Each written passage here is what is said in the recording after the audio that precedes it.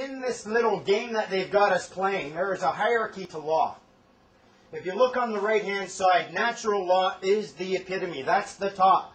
Natural law is essentially your rights and duties to those whom you love.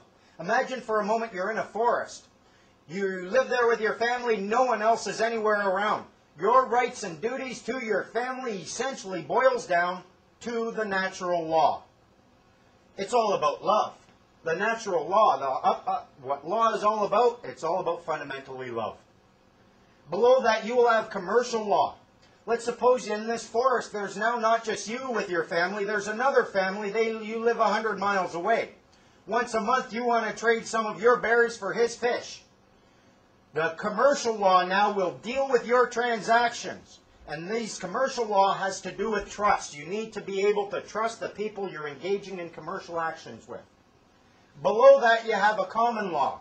The common law, imagine for a moment in this forest where before you only had 2 people, now you got hundreds and thousands of families living here. You need a certain system, a certain structure that's going to allow all of these people the protection that commercial law will afford them. It boils down to compassion, and it boils down to the Magna Carta, which essentially said that the government within this structure are bound by their own rules. That's essentially what the common law is about. All of this side of the hierarchy of law, this all deals with your body as a human being. It has to do with your rights and your responsibilities and your duties as a human being in a common law jurisdiction. The other side of that is equity. This is all about law and truth. This side is all about equity and fiction. That line in the center represents the mirror I showed you over here.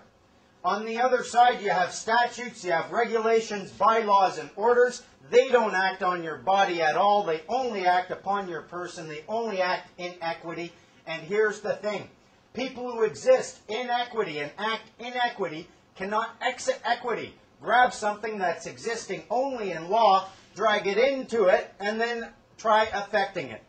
Equity is a bitch, as they say, and you can only enter into it voluntarily. No one can ever force you. That's why they're using applications, registrations, and submissions and your signature. You voluntarily stepped into the equity game.